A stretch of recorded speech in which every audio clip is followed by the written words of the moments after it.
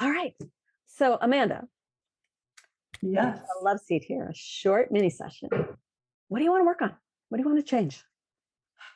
I want to work on, I really want to work on the belief that I can be spending my time differently and be in that creative, less structured space.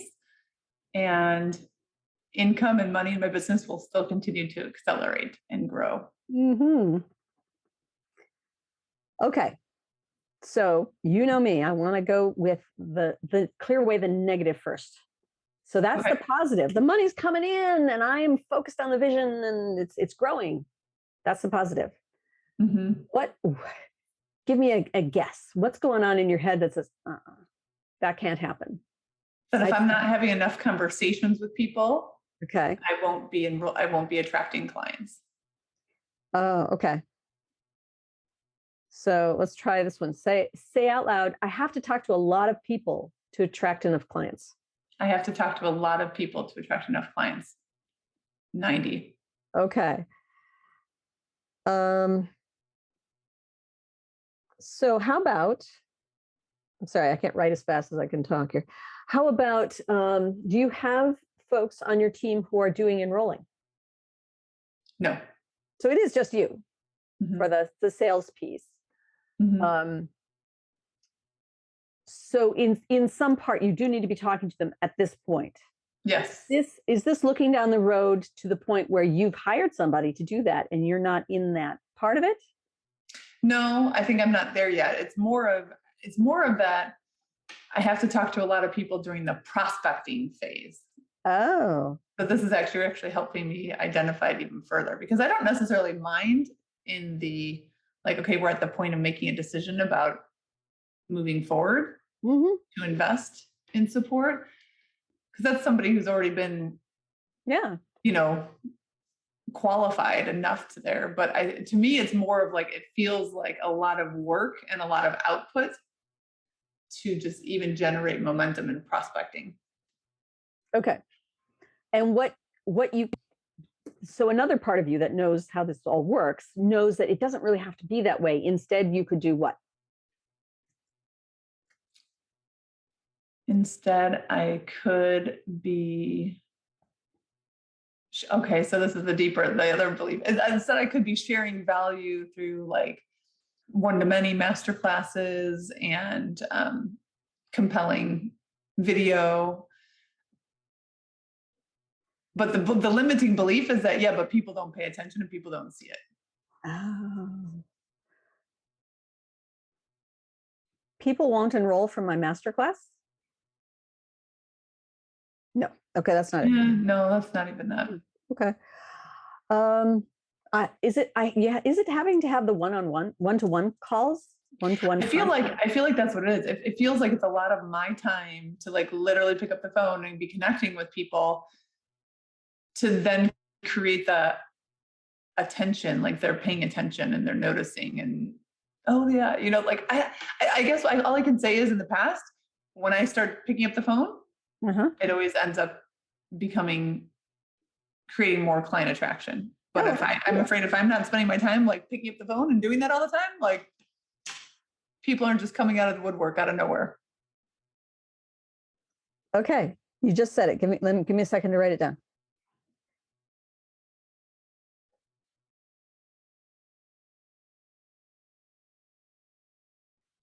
Okay, try this one.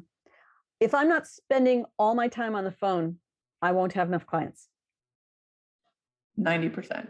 You didn't even have to say that one. Okay. I think we can challenge that one. Where did you feel it in your body when you said it? My head. As a thought or sensation? Like as a just like heaviness. Heaviness, okay. Like a lot. Let's see what we can do with that one. No promises that I'll get rid of it, the whole thing, just a love seat, but let's get it moving. So even though a huge part of me is telling me, if I'm not spending all my time on the phone, I won't have enough clients. If I'm not spending all my time on the phone, I won't have enough clients. Another part of me knows I don't have to work that way. Another part of me knows I don't have to work that way. I deeply and completely accept both parts of me. I deeply and completely accept both parts of me. So even though part of me says, if I'm not spending all my time on the phone, I won't have enough clients. So even though part of me says, if I'm not spending all my time on the phone, I won't have enough clients. I know that part of me is trying to help. I know that part of me is trying to help. I deeply and completely accept it. So I deeply and completely accept it. So even though part of me is warning me, So even though part of me is warning me, if I'm not spending all my time on the phone, I won't have enough clients. if I'm not spending all my time on the phone, I won't have enough clients. I'm willing to look at that. I'm willing to look at that Keep what I need, and keep what I need let go of what's not serving me. and let go of what's not serving me. If I'm not spending all my time on the phone, I won't have enough clients. If I'm not spending all my time on the phone, I won't have enough clients. Fill in the blank. I know that's true because. I know that's true because I've spent years calling people and qualifying people to move forward in the sales process. That's been my job, not just for me, but for other people I've worked for. Yes, that's been my job in other roles I've worked for. And I'm really good at it. And I'm really good at it. I know I can do this. I know I can do this. And I've always been good at it. No, I haven't always been good at it. Oh, what happened? How did that? You learned how to do it? I learned how to do it. Yes, definitely learned a process, learned skill set, mindset. Yeah. This is interesting. So if I applied that to this situation, So if I applied that to this situation, I know that I could learn what? I know that I could learn how to attract clients without spending all of my time on the phone. Of course. And And I know other people do it. I know other people do it. I've seen other people do it I've seen other people do it quite effectively. quite effectively. It's just another skill I could learn. It's just another skill I can learn. Okay, now you're nodding. It is another skill you could learn, right? It is. Well, it's so interesting to see. I didn't even realize like that pattern makes total sense because that was my history, but I didn't even think about where that came from. Yeah. I can always come back to this when I need it. I can always come back to this when I need it. I'm really good on the phone, I'm really good on the phone, but I can add this new piece, but I can add this new piece. other ways of attracting clients. Other ways of attracting clients. And I can get really good at that too. And I can get really good at that too. One way that appeals to me is what? One way that appeals to me is speaking. Yeah. Have you done some speaking yet? I have been a while ago, but I haven't recently. Okay. In the past, when you did it, were you good at speaking? Just Yes. getting a message across? Okay, so you got that in you. Mm-hmm. The only piece to add is speaking to sell. Is well, speaking to sell and also prospecting to get the speaking engagements. See, I feel like this is my trap. I go back to the prospecting, like, okay, but how do I get the speaking engagements? Okay. That has to come from networking or calls or All right. That may be the case. I don't know. You're more of an expert at that than I am. But even if you're prospecting to get speaking gigs, that's going to be a lot fewer calls than one-on-one calls with every potential client, isn't it? yes. And then you're not spending all your time on the phone to bring in those clients. True. Spending some time on the phone to get the speaking gigs to bring in lots of clients. Mm-hmm. Okay, I'm beating you over the head and shoulders with this one. What's coming up for you as we're talking about it? What's coming up for me is on a different topic. I kind of shifted a little bit. Okay, then let's take a break. Okay. See where we are. Take a deep breath in and let it out again slowly. Say out loud, if I'm not spending all my time on the phone, I won't have enough clients. If I'm not spending all my time on the phone, I won't have enough clients. Well, no, now that feels like a 20. No, I mean, the reality 20. is I feel like I can see a different, 20. Okay. Did you still have a heaviness in your head? No. So that one's gone. Okay. All right. So there's But actually what came up as a sensation in my stomach, in my gut. So Oh, good. Came up. Well, let's see what that is. Let's stick with Okay. this one to release it completely. Okay. Even though now there's something in my gut Even though now there's something in my gut telling me if I'm not spending all my time on the phone, I won't have enough clients. telling me if I'm spending all my time on the phone, I won't have enough clients. I'm willing to explore that. I'm willing to explore that. See what's left here. See what's left here. So even though some part of me says, So even though some part of me says, if I'm not spending all my time on the phone, I won't have enough clients. if I'm not spending all my time on the phone, I won't have enough clients. I know that part of me has its reasons. I know that part of me has its reasons. So I'm willing to see how valid they are. So I'm willing to see how valuable they are. So even though part of me says, if I'm not spending all my time on the phone, I won't have enough clients. So even though part of me says, if I'm not spending all my time on the phone, I won't have enough clients. I'm okay with that belief. I'm okay with that belief. And I will be okay when I've let it go. And I will be okay when I let it go. If I'm not spending all my time on the phone, I won't have enough clients. If I'm not spending all my time on the phone, I won't have enough clients. The message my gut has for me about that is, the message in my gut has for me is, I have to prioritize prospecting. And I learned that when I started my business and allowed myself to enjoy the creative space, and I didn't have very many clients come in. So I went back to the drawing board and learned how to prospect. So I went back to the drawing board and learned how to prospect. And I got really good at that one way. And I got really good at that one way. I am excellent at that way. I am excellent at that way. But it's not the only way to prospect. But it's not the only way to prospect. Tell me some other ways that you could bring in, that you could get prospects to hear about you and to reach out.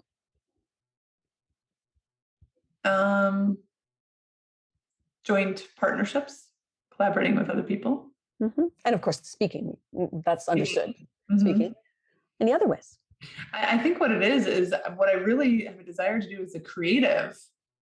The story that I have is that the creation of my book, refinement of my program, is what I want to be doing, but that's the fear, is that if I let myself do that, I won't be doing revenue generation.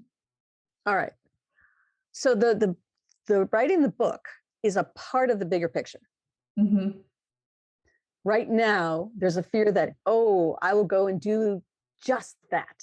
No, actually, it's not true. I started doing it in the mornings for 2 hours in the morning. So even when I'm working on the creation of my book, I can still be bringing in clients. Actually, when I think about it, last time I didn't do that, I was only doing the writing of the book. So I'm actually already doing it differently now. That feels good. I've already learned this one. I've already learned this one. This is just an old fear. This is just an old fear. And I know that I won't completely crawl into the book and do nothing else because.